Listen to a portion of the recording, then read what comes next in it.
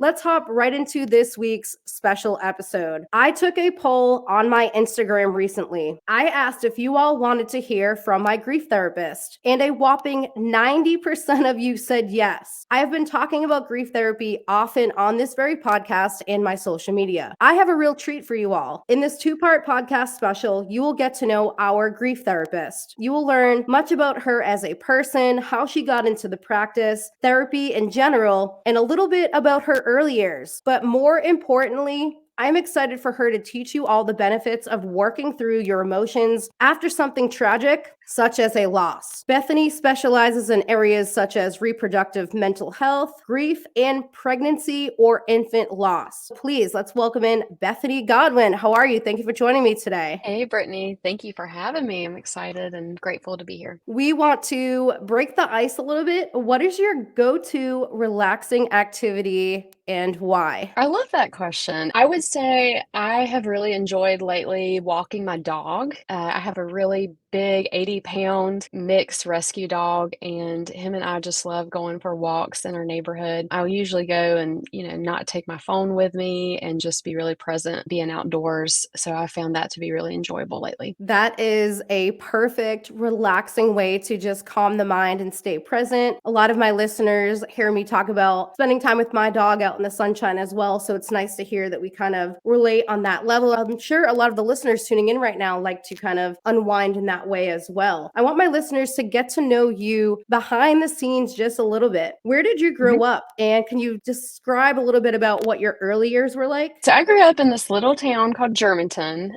Really, a lot of times I will just say I'm from Winston-Salem because most people recognize that better. But it's a little town called Germantown right outside of Winston-Salem. I feel like I have kind of a boring, growing up, like pretty consistent. Like I grew up in the same house. My mom still lives in the same house, a lot of family nearby, close by. But it was great kind of out in the county. So I'm a country girl at heart. But yeah, I love Winston-Salem. And so I've lived here pretty much my entire life, except went away to college. But I think it's a great town to be in. Do you have any fond childhood memories that you could share with us, especially growing up in such a cute, small area that you just spoke about? Yeah. One of the things I think, I didn't really realize till I was older that was unique about me is when I was born, I was very fortunate that I had all four of my grandparents. I had 7 of my great-grandparents living, and then I even had 2 great-great-grandparents that were living. And my family all pretty much lived within an hour radius of where we lived. And so I really was involved a lot with older generations in my family and got to know them all really well. A majority of them lived pretty long lives. And so I'd say that my grandparents, great-grandparents were a big part of my life and a lot of my childhood memories. So I'm very thankful for all of those memories and relationships. That is a very special memory. And thank you for sharing that because I feel like a lot of people don't get to experience that. I know I myself had some living grandparents and a couple of my great-grandparents, and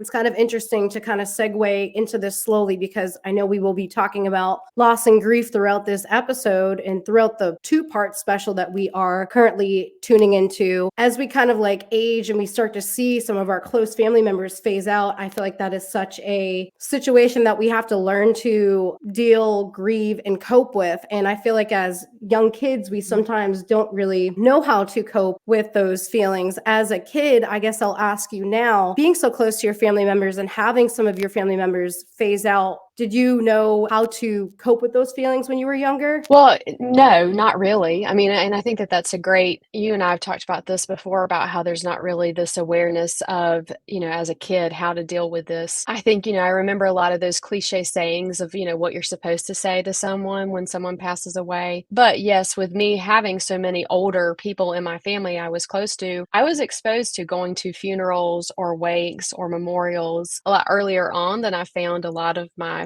friends. And so I've been exposed to that and had a lot of awareness of, what that's like to sit in that space. And it wasn't really, talked about. I mean, it was just a lot of, I remember hearing a lot of, well, they wouldn't want you to be sad, so let's not be sad about this, right? I think people are meaning well when they say that, but a lot of the times, right, what's hard is we're denying a basic human experience of when we have someone or something that we have lost, we grieve and we have sadness. And yes, even even though that person may not want us to be sad, we still have to acknowledge that it is natural to be sad and for us to embrace that and how to connect with that. So I think that that's definitely something that I feel really strongly about. We need to talk about that with kids going forward and help them understand a little bit more about grief rather than being afraid of it. Well, thank you so much for starting to lightly touch upon that topic. And again, I know we will talk about that more in length later on in this Mhm. episode and definitely in part 2. Did you have any siblings growing up, or were you kind of an only child? Did you have a lot of Mhm. friends in your early years? What was that whole situation like? This is a great opportunity too to kind of talk about,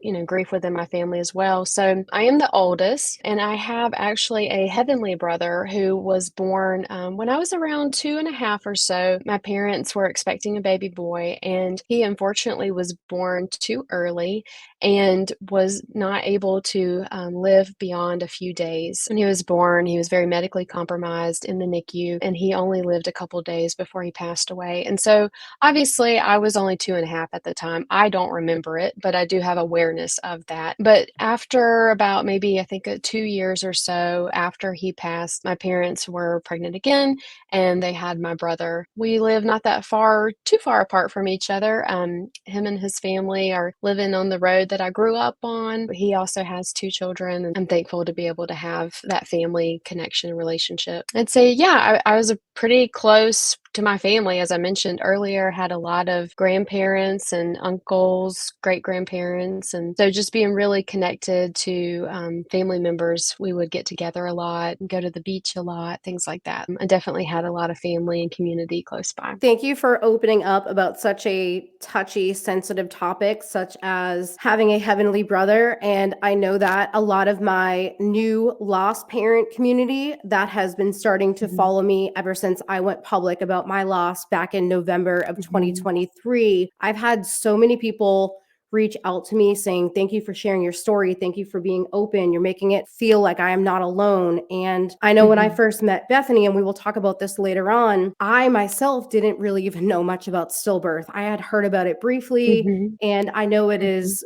a topic that is sort of taboo and people are not that comfortable speaking about, which again, from my own perspective, I understand that as well. But I know that my lost community that is tuning in appreciates you sharing that. And that is amazing that your parents had the courage to try again, because for those of you that are tuning in, you Mhm. also know that my husband and I are in that same exact boat where, yes, we experience loss and grief, but we want more than anything to have a family and start a family. So we are very hopeful Mhm. with that. I want to segue and talk a little bit about sports and keeping active. Of course, this is a lifestyle sports podcast. So I wanted to just Mhm. have a little bit of fun with Bethany before we start getting into some of the deep stuff. Mhm. Other than walking and having fun with your dog, are there any types of Mhm. sports or activities that you enjoy doing, like yoga or going for hikes? A couple years ago, I got really big into weightlifting and CrossFit, and I really enjoyed that. And I actually did a couple different competitions, which is pretty much the extent of my athletic ability, Brittany.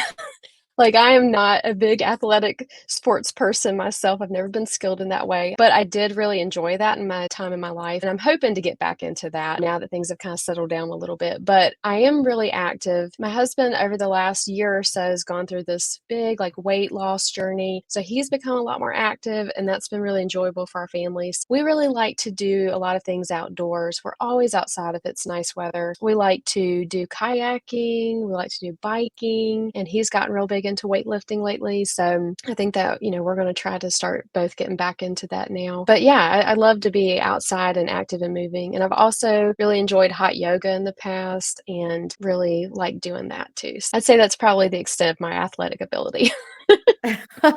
Love to hear it. It sounds like you're doing just enough to get the body moving and staying healthy and active, Mhm. but you're not like overexerting yourself. Before we even get into discussing therapy and healing, I want to give you all a basic definition of what therapy is. Of course, there are different variations of therapy, and each form of therapy is, of course, individual to the person, and the reason for said therapy also varies. The basic definition of therapy is a way to get support with a mental health problem or get extra support if you are going through a tough time. If you choose to go to therapy, you will have meetings with a licensed therapist to discuss and learn healthy ways to cope and feel better about the root issues an individual is having. Therapy can help heal or treat disorders on many levels. So in my case, I was going to therapy for ways to cope with the loss of my son. I wanted to ask Bethany, at what point did you know that you wanted to get into therapy and start helping others? I think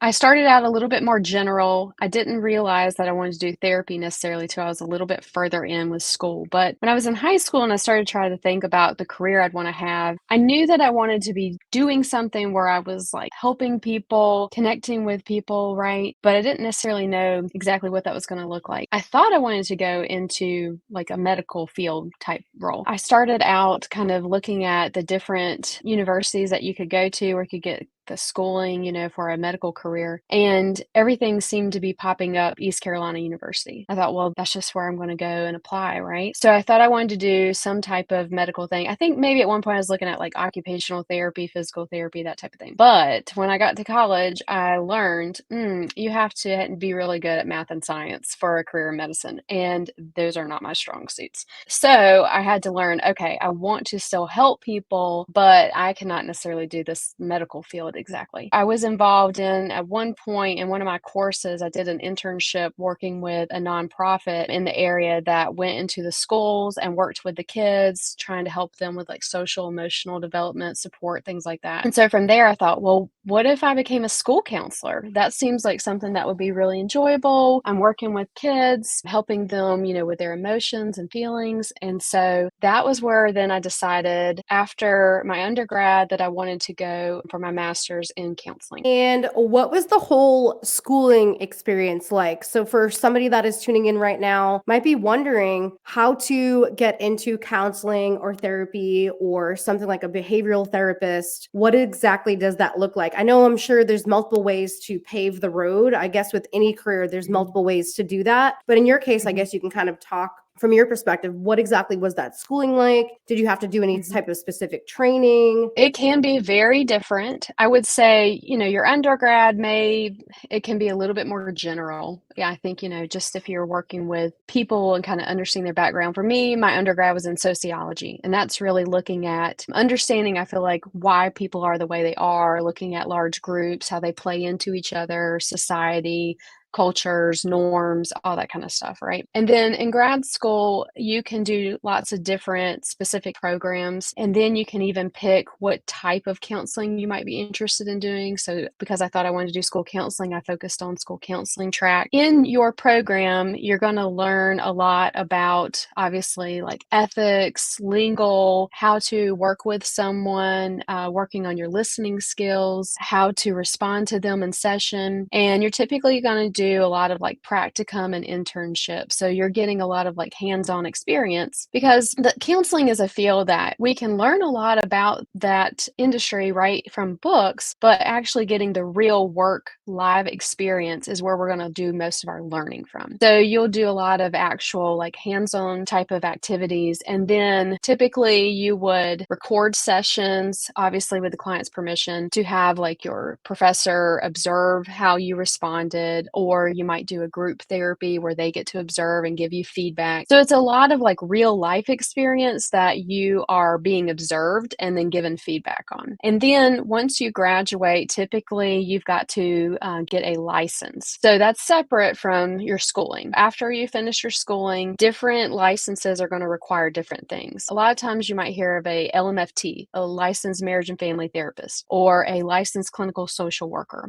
Or for me, I am a licensed clinical mental health counselor. Everybody's got their own different license requirements, a different board. But for me, I had to pass a test once I graduated. And that test was very, very difficult to pass. But you had to pass the test. And then after that, I had to apply for a provisional license. So I've got to apply, get the license first. Then I had to log around 3,000 hours of work experience and get 1 hour of supervision for every 40 hours of work. that is a very difficult time of logging your hours, keeping up with them, because you've got to have direct hours. It can't just be paperwork necessarily. That's all of it. And then you've got to be getting feedback from a supervisor. And then once I finished that requirement, then I applied for my full license. I could work as a licensed counselor with a provisional license, but there's just some restrictions there. Like you can't be on maybe all the different insurance panels, or maybe certain practices do not want to hire you. They want a fully licensed counselor.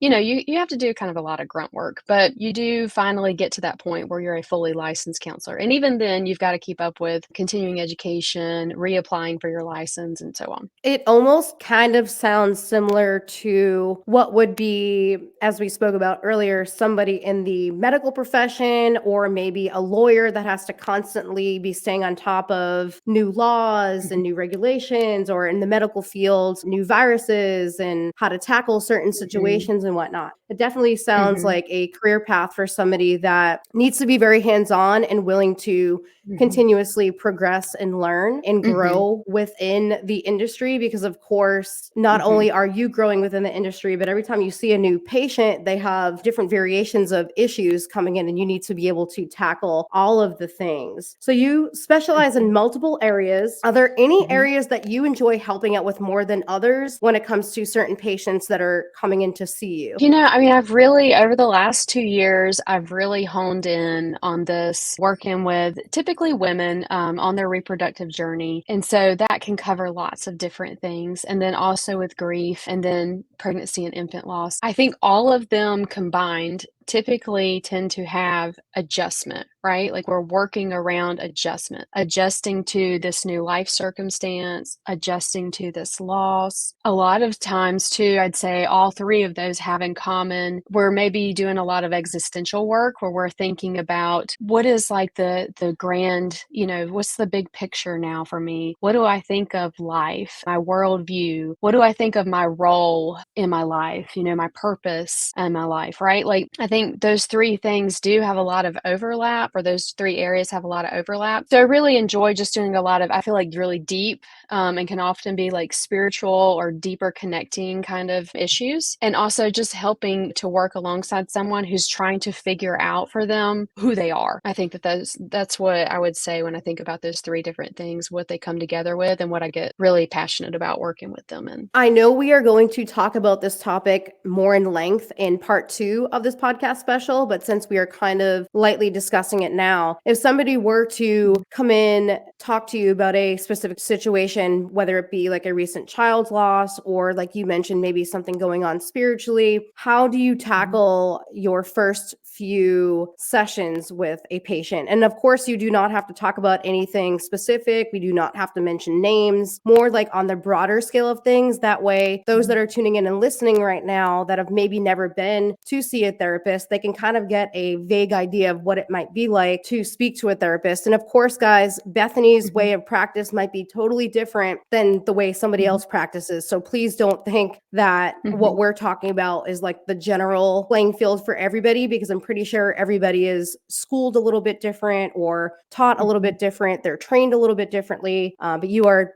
just hearing from our grief therapists in general. That's a really good question. I think the first couple sessions are really important because it is part of you building that foundation with your therapist. It's part of you building that rapport with each other, working on the therapeutic relationship. The therapeutic relationship is the most important factor when it comes to feeling like your therapy is making a difference, or you're receiving some satisfaction or from change from therapy, right? I could have all the schooling, all the certifications and licenses, you know, in the world, but if we don't connect, then it's just not going to be as beneficial for you. And so the very first couple sessions are really important, and I approach it with more like less is more, I'd say. I'm doing a lot more of listening. I'm doing a lot more of question asking, and I'm trying to really kind of, the way I say it is, bring all the cards to the table. I'm going to ask about a lot of different things, kind of casting out a wide net to get a better picture and idea of who you are. Usually,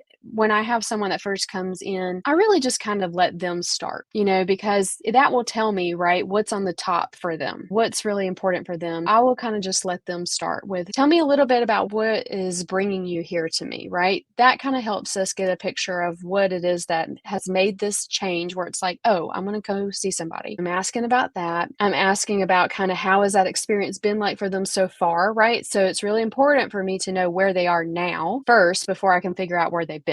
So I need to know, where are we at right now? What is life like for you right now, right? I may ask a lot of questions about kind of support, right? So what kind of support do you have? Is that a stressor for you? How would you like that to be different? And I'm going to ask a lot about just what's their daily life like right now? What are some obligations, responsibilities they might have right now? Because that's going to play into opportunities for coping or how they're handling stress or where the stress is coming up. I'm going to be asking a lot of just different questions, about if they're working or if they're not, if they've got any, kind of like you were asking earlier about like what I like to do for relaxation, right? Like, what are things you're already doing that are helpful? And what are some things also that that are not helpful and just don't work for you? I want to know just as much about what is working for them as much as I want to know what doesn't work for them. I'm also going to ask them about previous therapy experience. So it's really important that I know if they've had any previous experience, because if they haven't, then I need to kind of help walk them through what therapy is like and what to expect. And if they have, I want to know, what was that experience like for them? It could have been a good experience and it could have been a not so great experience. I want to know about both, because that helps me know then, okay, if they've said, I don't like a therapist who just sits there and doesn't say anything back to me, well, then obviously I need to be a little bit more active and engaged, right? And asking more questions. That's what they're looking for. So it just kind of helps me know where to start to begin to put those pieces together. And then maybe kind of asking from them, what do you hope to come from therapy, right? When you think about therapy, what are you imagining it to be like? What are you hoping is going to happen from it? That also lets me know a little bit more of what direction we're going in. I think that it's a lot of just really getting to know them in the beginning, developing that rapport and trust, trying to kind of feel out what's going to be better for them. I like to usually ask the question of, how do you like to receive information? Are you someone who likes a podcast? Would you rather have a book? Would you like to have a social media account? What are ways I can give you additional information? Because I'm not the only thing that needs to be helping them probably at the time. They need some other type of support in between sessions. I want to get a better idea of what might be most helpful for them. Just a lot of really, it's like dating really, in a way. You're getting to know your provider and getting to know yourself better and figuring out, what do we need to do to help them? That is a perfect way to break it down for everybody, because even I myself, I have always been somebody that is like pro therapy. I had never really had to go to therapy for anything else. I mean, I'm sure I probably could have gone back in the day, and I jokingly say like all of us have had some type of childhood trauma, right? So I'm pretty sure I could have gone to therapy for that as well, but just haven't done so yet. But the big tipping point for me was losing my son, and having a background in sociology myself with a psychology minor. When I started having pamphlets and all these things thrown at me when I was at the hospital, I was like, I knew immediately that I had to see somebody that would have an unbiased opinion, that would be in a proper mental state, that could help me take all these jumbled thoughts in my head and help me kind of like flatline them out. Because normally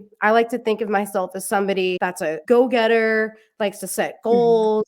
I like to have my ducks lined up in a row. I'm very like regiment oriented, but I also like to be spontaneous and have fun. And I remember walking into that office to see Bethany, and we'll talk about this a little bit more in part 2, but I just remember feeling like not like myself at all. I just knew that it was a mix of obviously the trauma of what had just happened.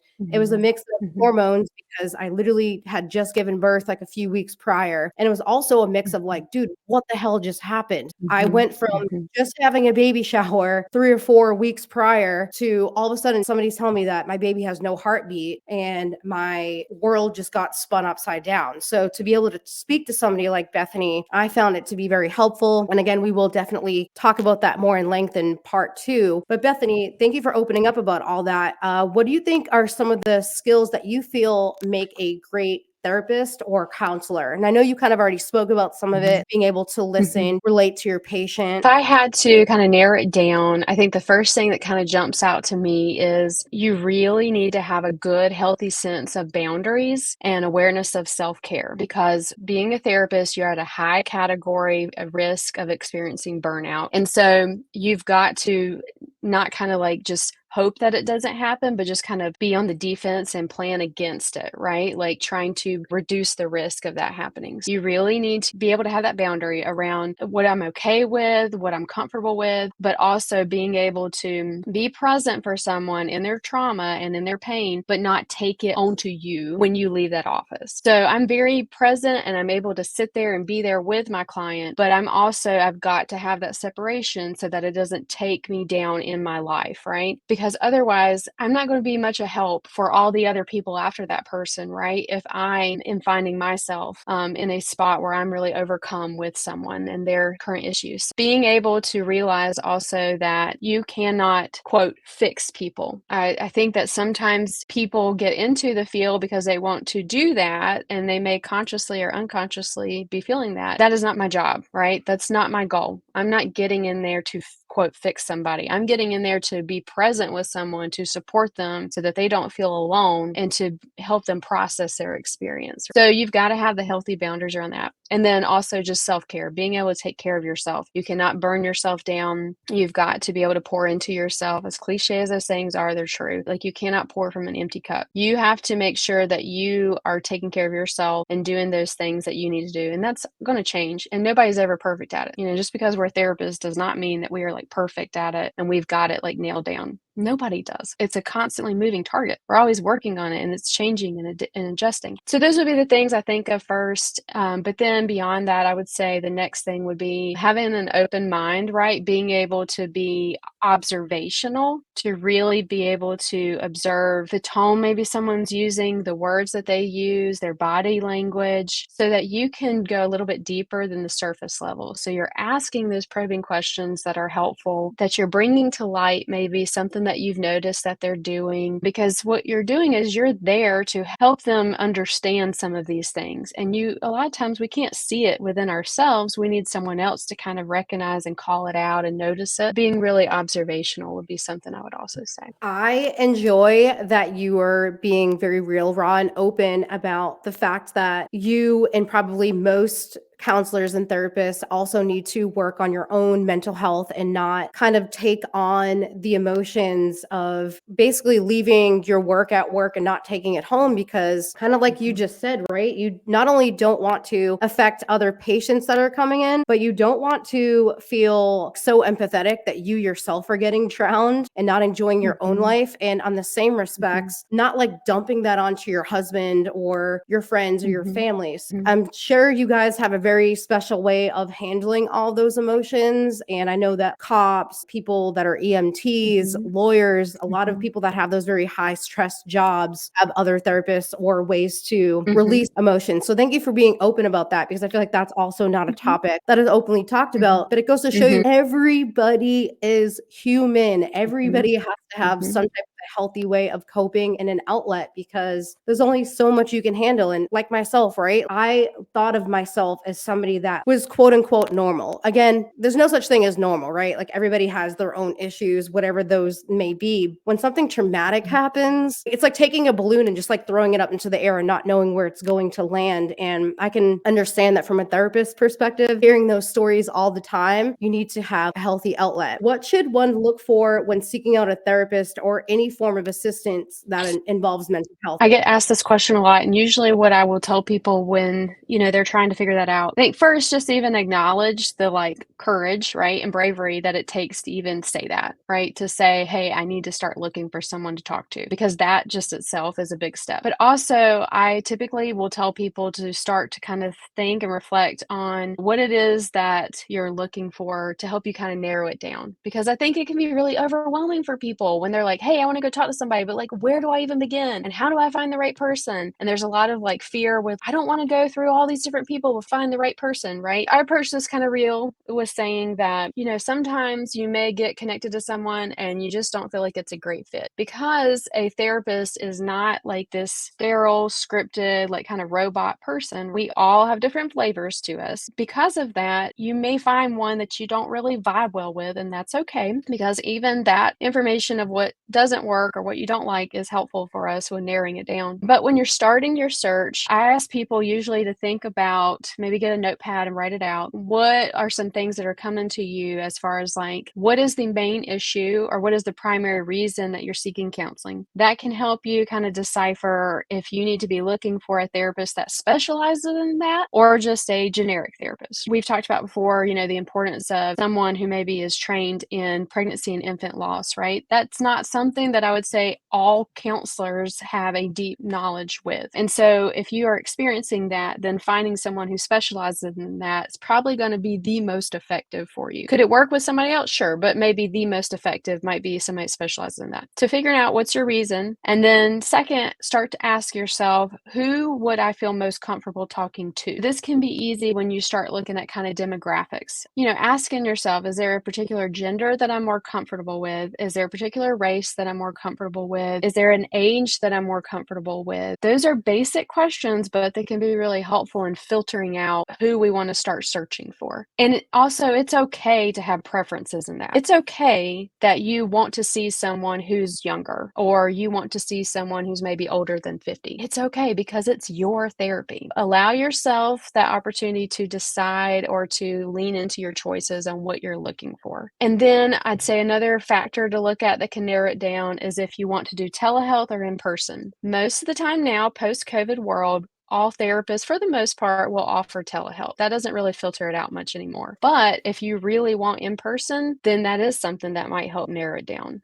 Because I can see anyone in the entire state. I could do a telehealth appointment with someone who lives in Asheville today. But if that person wants to see me in person, it's going to be a little bit more difficult, right? For them to come from Asheville to Winston-Salem. If you want to see in person, then looking for your general area, that's nearby. Another factor that will narrow it down to is insurance. If you want to stick within your insurance, that is going to be something that really narrows it down, because not all therapists are under every insurance. If you have, maybe for example, like Blue Cross Blue Shield, not every therapist is going to be credentialed and paneled with Blue Cross Blue Shield. So if you really want to find someone in your insurance, you go and search there first. If you're open to maybe a self-pay provider, then that really opens up a lot more options because they're not paneled with an insurance. The cost may be a little bit different, but that does open you up on your search criteria. So I would just say those are just some things to keep in mind that kind of help you to start filtering who you want to look for. And then from there, you can go off of like personality, or if you want someone who has personal experience in something, you might find that. And I will also say, Brittany, a lot of people don't realize this, but a lot of times, most counselors will offer a consult call that's free. It's kind of like an interview. You can kind of interview a therapist before you start working with them to see if it'd be a good fit. So like for me in my private practice, I offer free consultations. We can talk for about 15 minutes or so for you to ask me questions, ask how I approach things, kind of get to feel my personality, right? Any other questions you want to ask, schedule, things like that. And then from there, if you decide you want to work with me, then we can move forward. But if you don't, then that's okay. You haven't committed to anything. If you want to, look at that and see if that's an option, because that's going to help you. I think a lot of it is just kind of trial and error, unfortunately. We are kind of that instant gratification world where we want to just pick the right person and that be it. And that doesn't always happen. With experience, we learn and we move forward from there who we do want to work with. So if that kind of answered in a long-winded answer. Honestly, that is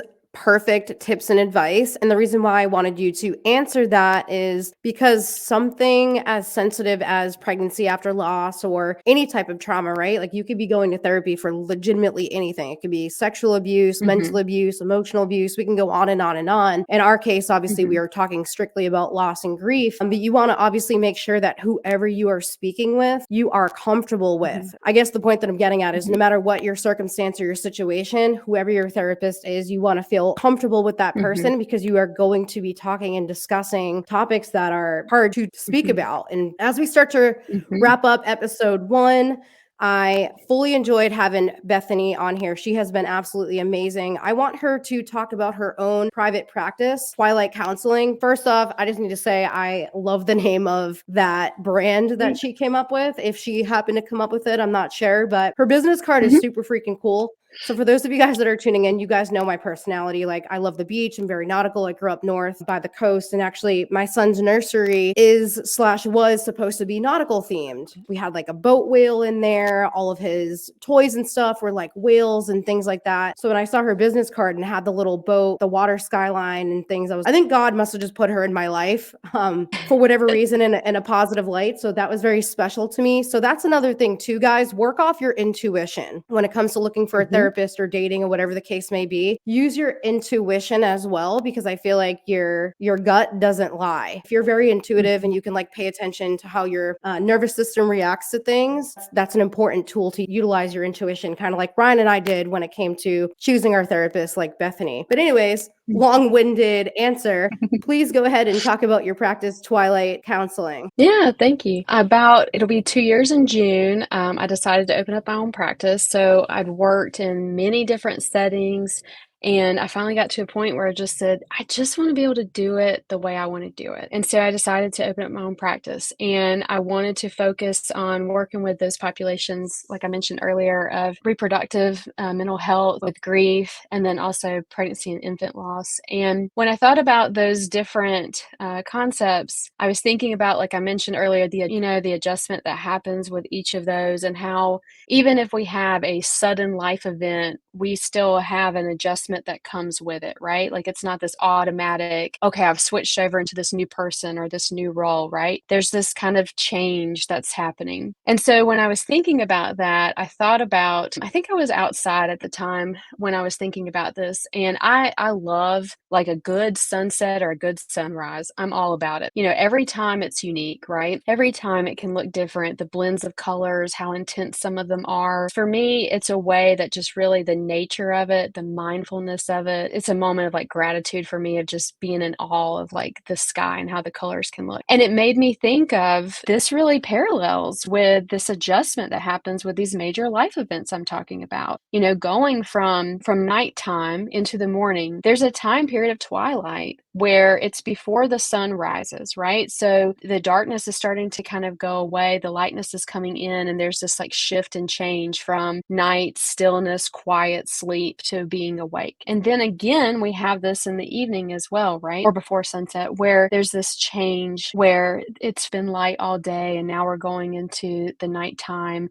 And so just how that changes, your activities during the day too, and like your goal and your purpose of the next several hours of what you're doing, right? And so there were parallels with that. And then I also thought about another layer of birth and beginning of the day, and death and ending of the day. And I thought really the word twilight just really stuck out to me. So I was really excited about that moment of coming up with that word for my practice, because I think it really, to me, kind of captures the work that I'm doing and what I'm really passionate about working with clients. But yeah, so in my practice, I'm in Winston-Salem. I'm in an office space. I love having my own office. That has been one of the joys I didn't really think about, but I love it because I can create it to be the way that I want it to look like. So I have a lot of beautiful windows in my office.